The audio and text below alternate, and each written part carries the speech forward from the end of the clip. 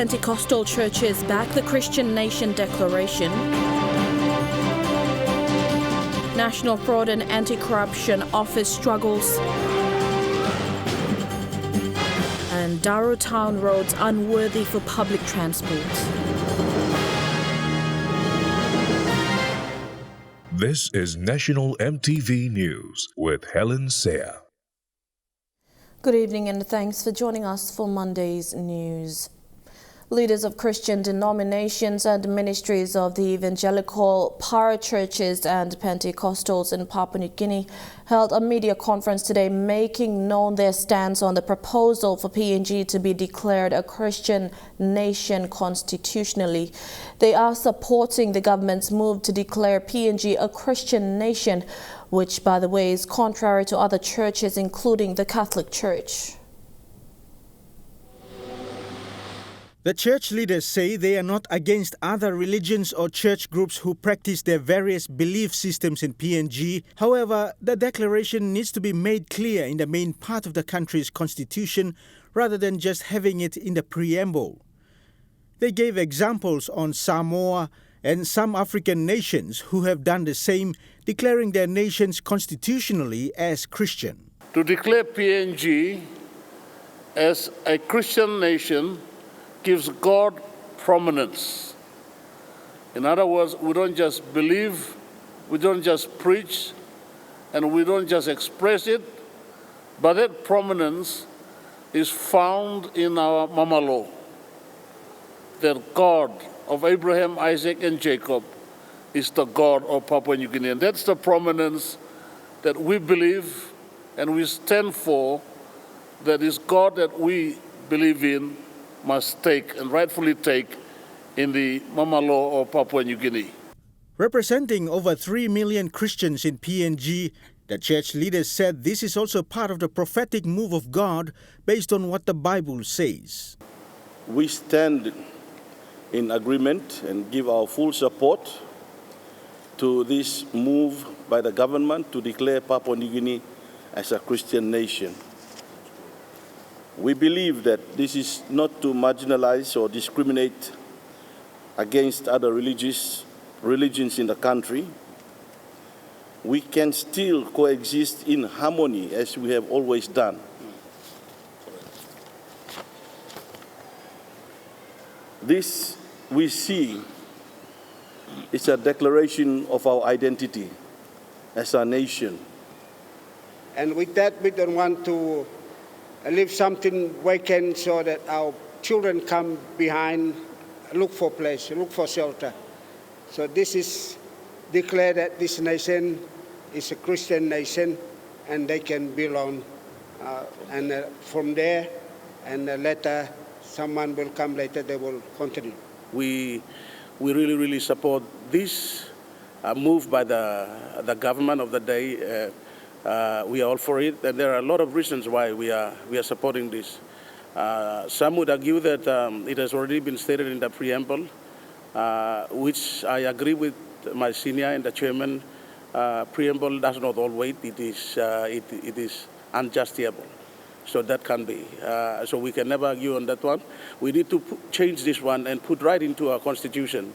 And amending Section 45 of the Constitution and making PNG a Christian country is the way to do it. By doing so, we are locking this country legally. Although we are not making everyone become Christian, that's a free choice. One has to do it themselves. Earlier this month, the Catholic Church in PNG took the stance that it is not necessary for PNG to be declared as a Christian country in the Constitution. Dennis Orere, National EMTV News. The National Fraud and Anti-Corruption Directorate is struggling in its operation. With nearly over 500 cases recorded last year, the Directorate lacks adequate funding. Director Matthew Daru says the office wants to have an impact by playing its role in prosecuting those responsible in practicing money laundering, fraud and other related cases. Speaking to EMTV News, the lead investigator says the office is not supported with the needed funding it depends on. Detective Chief Superintendent Matthew Daru says funding comes in dribs and is not enough. About 30,000 kina or more is needed to investigate a particular case. At an average investigation, we spend about 30 to 50,000. That's only on investigations, but we also use the same money to pay for the court cases, bringing in witnesses, and it's very, very expensive exercise. Okay. The National Fraud and Anti-Corruption Directorate is an essential section of the police force and plays an important role in investigating fraud and other related cases. While funding remains a struggle, the force has seen an increase in cases reported and need urgent attention. This has forced the Fraud Directorate to alter its operations. But last year it went up to 500. And this year up to this month, we've already reached 200 cases. So we're looking at an average in a ratio of one detective investigating 20 plus cases at the same time.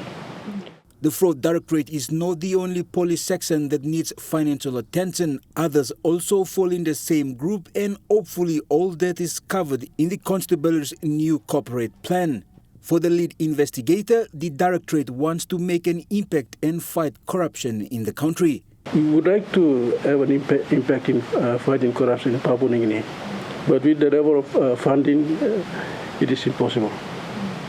And so we are stuck with that, and funding is a big issue. It's also affecting other departments, other units in the police force. But I still believe that there's some money that can be given to us to progress a lot of these investigations. Jagla Power Jr., National EMTV News. The road conditions within the heart of Daru town in Western Province has deteriorated to worse conditions. Public transport has stopped servicing the route from the airport to the main town for the safety of their vehicles as well as the passengers. Former Deputy Governor of Western Province, John Molam, expressed grave concern on the state of the roads in Daru. Mr. Molam called on the responsible provincial and district authorities to look into the state of the township and the plight of the people. The Western Province Provincial Administration, in a statement, said the provincial government had counter-funded the mobilization of construction equipment and materials which are expected to arrive in Daru by June. You're watching National EMTV News. We'll have more stories after the break. Stay with us.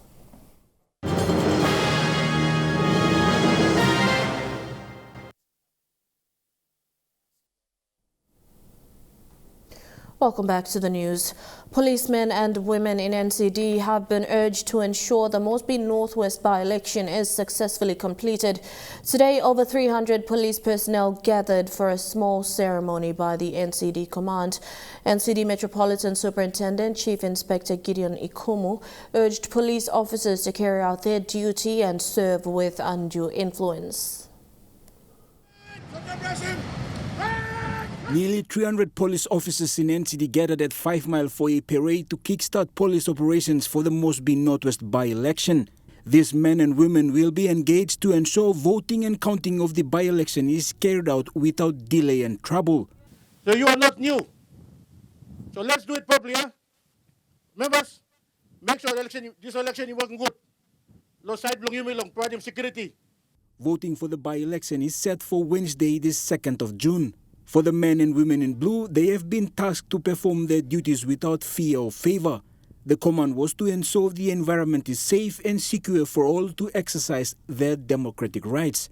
Power to choose the right thing and do the right thing rests with us. And we can do that. We proved that in the last 3 months, and we will continue to do that, and we will serve the people of NCD faithfully, dedicatedly, because them work with me.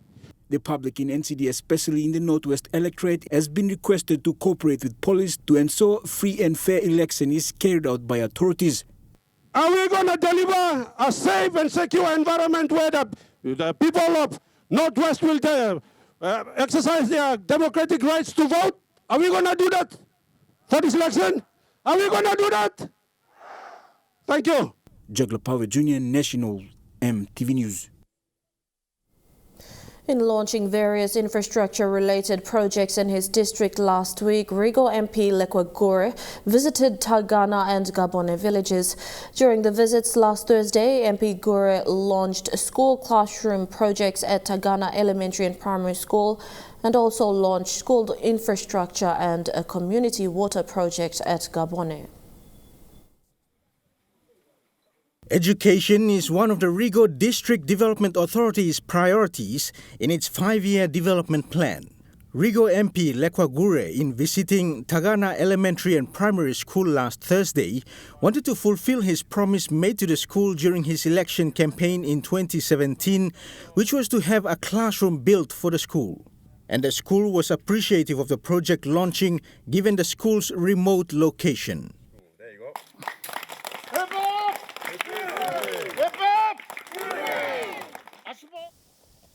It is a newly established school here in Rio Coast LLG. We are pleased and proud to have been given the mandate in starting the said new Tagana Community School. Our school has been operating for almost 18 years now, though we are not being recognized well. In this term of parliament, Rigo District was the first district to launch our 5-year development plan. And so it's not a plan that we developed that we should put on a bookshelf and just to collect dust. So we have been trying our level best to do our developments according to that plan. During our campaign in the 2017 general election, we covered almost 60 wards, and we actually stopped at Tagana as well. And during that stopover, I noticed that they had a little elementary classroom next to the road just up here. So I decided right there and then that should I become successful, we will build them a brand new classroom. So that's what we are here to today to witness. Later on the same day, MP Gure and his delegation traveled to Gabone village to launch education and water infrastructure projects.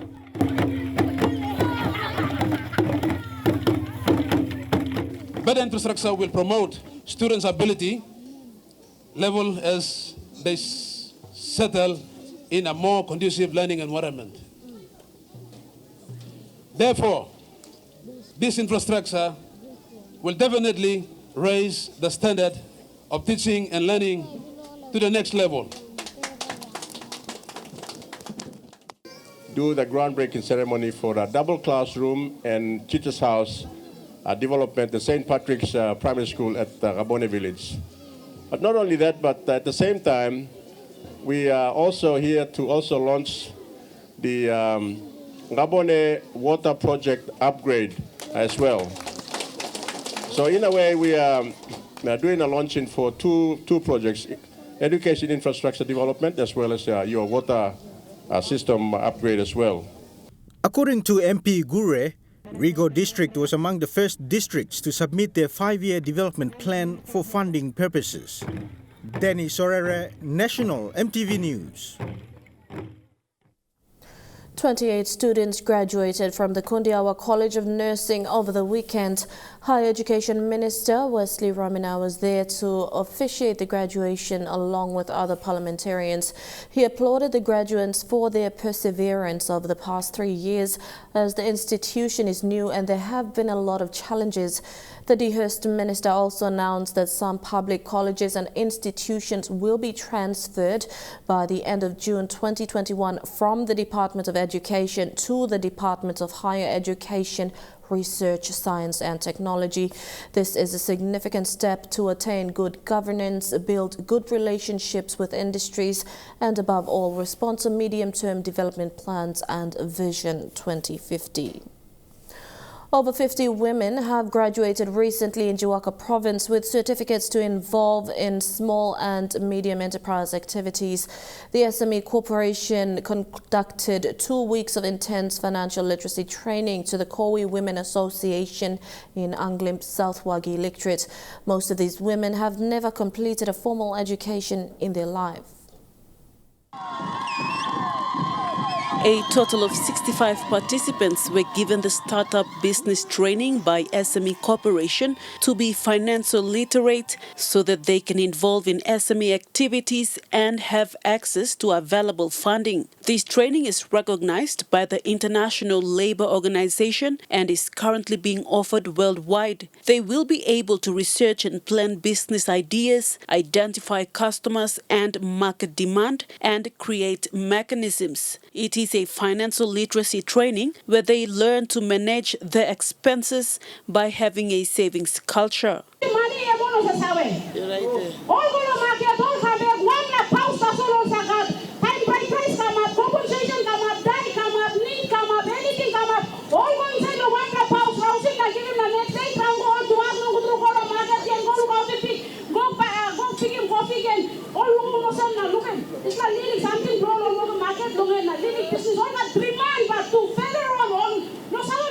In 2019, the national government committed a 1 billion kina to empower ordinary Papua New Guineans to engage in micro and small and medium enterprises due to the downturn in COVID-19 pandemic. A total of 200 million kina was deposited into the National Development Bank and Bank South Pacific to roll out the policy. SME Corporation is working closely with commercial banks to reduce equity so that SMEs can have access to their money. Dr. Glenn, BSP already some equity from 30% to 10% now. I need low MOA, one requirement, and MIBLA by qualifying you logoxim loan. You starting business finish, okay, MIBLA by come back, now MIBLA by evaluating, MIBLA by come check you blah. MIBLA look at you go stable level, by MIBLA can improve your business. Bank South Pacific started lending SME loans already. Such training has opened doors for SMEs to access funding and know the process involved. NDB is yet to roll out the MSME and SME policy.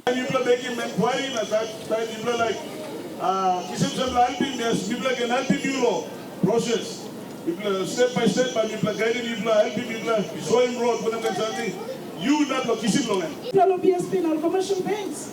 You must open an account, you must operate for 1 year before you start something, or before you can fund. Meanwhile, Kowi Women's Association had involved government bodies and financial institutions during their 2 weeks training. They are BSP, NDB, Internal Revenue Commission and Investment Promotion Authority. Vasanatha Yama, National EMTV News, Mount Hagen. The National Capital District is gearing up for a hectic week-long celebration for World Environment Day. This began with a walk from Murray Barracks to Ella Beach in Port Moresby South. This followed with speeches and tree planting activity as catalyst for change and highlight the purpose of promoting environment awareness in the community. NCD Governor Paus Pakop says Papua New Guinea has a lot to do to preserve and protect its sea, land and other habitats. A number of events including coastal cleanup, tree planting, poetry, debates and discussions of the environment by schools. And honoring the environment and calling for action to protect the environment, especially dealing with the impact of climate change. Today is the launch, and then we will have, together with all the other stakeholders, 2 days national summit on national forum on the protected areas, and then on the 4th we will have the National Environment and Climate Change Summit. That's the first time ever, and it's rallying for call for action at the national level and everywhere in our country to do our part. And now looking at the NAS Fund market reports, the kina opened unchanged at $0.2850 US in the interbank market. At Bank South Pacific, your kina will buy $0.2775 US, $0.3551 Australian dollars, $0.3785 New Zealand dollars and 29.86 Japanese yen. Looking at commodity prices at New York close, gold is trading higher, coffee closed higher, cocoa and copra closed lower. Palm oil closed lower, crude oil and copper closed higher. And on the stock market, the Dow Jones closed higher, the ASX 200 is trading higher, and the All Ordinaries is trading higher.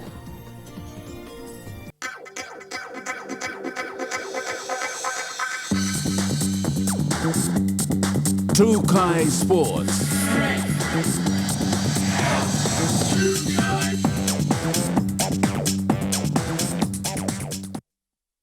Welcome to Trukai Sports. After the close of round 3 of the Kumul Telecom Holdings corporate golf pennant, Telecom PNG had a big win over Elamotos to finish off the third round in second place. The team at Starland Dragons managed to hold their first placing with a 4.5 and a 2.5 win over QPR. It was a bright and sunny Sunday afternoon at the Port Moresby Golf Club as round 3 of the Kumul Telecom Holdings corporate golf pennants teed off. Telecom PNG had a big win this round. The second group of the first tee saw Telecom PNG defeating Elamotos 5-2. A big win indeed, which featured the Prime Minister of Papua New Guinea, James Marape, showing his golfing skills for Elamotos.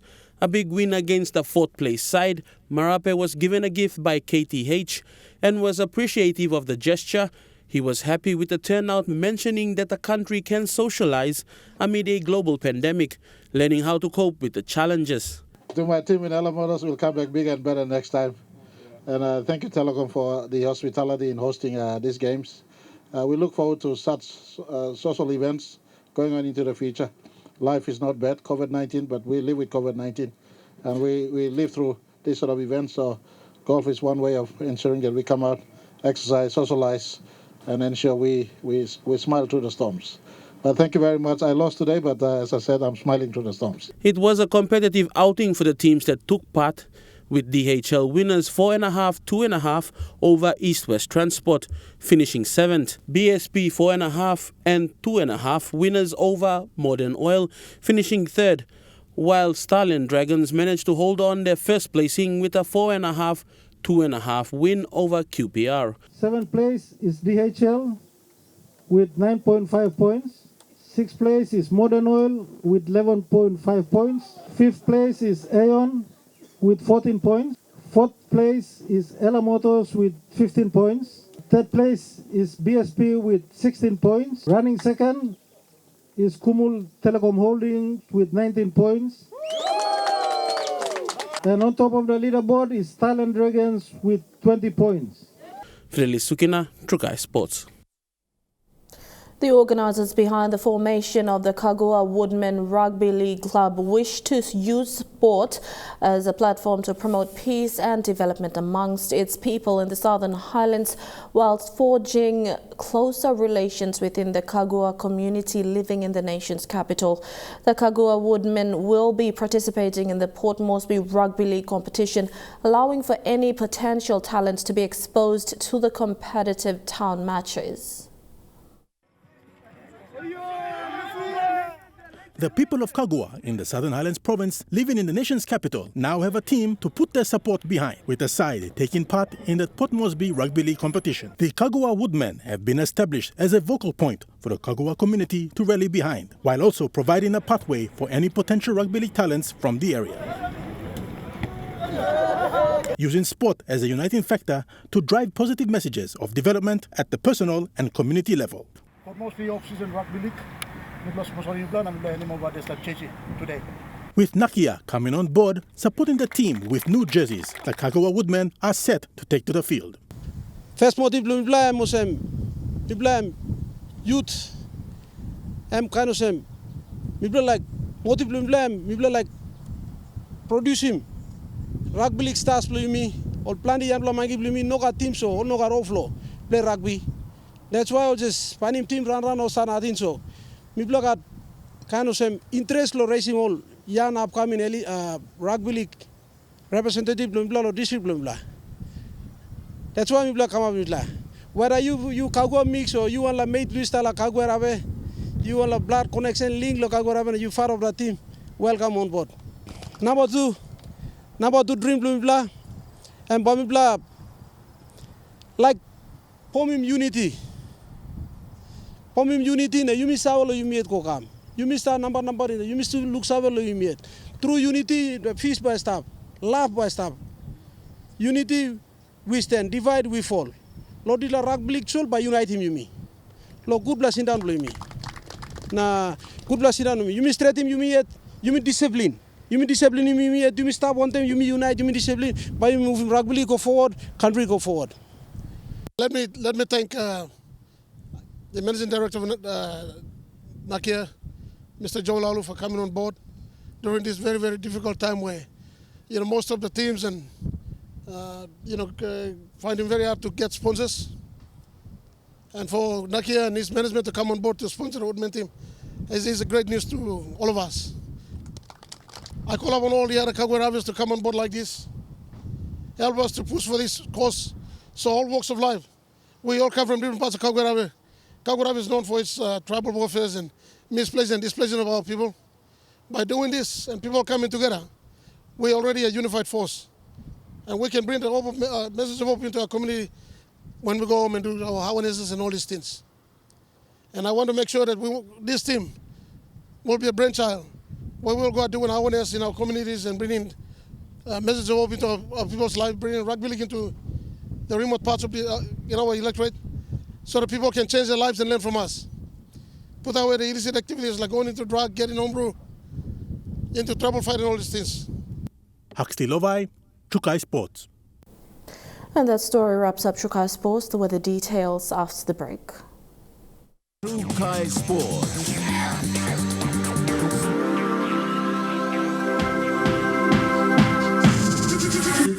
Chukai Sports.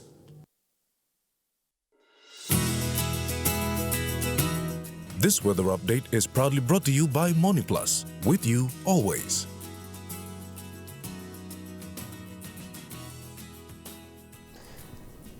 A look at the weather forecast for tonight and tomorrow in the southern region. Fine and windy in Port Moresby and Daru. Mostly fine weather in Kerma, partly cloudy in Alotau and cloudy with rain showers in Popendita. In the Momase region, cloudy with a few showers in Ley, Wewak and Vanimo and partly cloudy weather in Medang. In the New Guinea Islands region, cloudy with a shower or two in Lorengau, Kokopo, Rabaul and Kimbe. Cloudy with some thunderstorms in Kavieng and Buka. And in the Highlands region, rain showers, then morning fog right across the region in Mount Hagen, Goroka, Kundiawa, Mendi and Wabeg.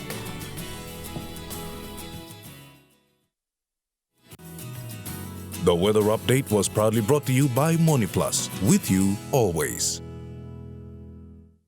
And that's been the news, sport and weather for this Monday, 31st of May 2021. On behalf of the news team, pleasant viewing, be safe and good night.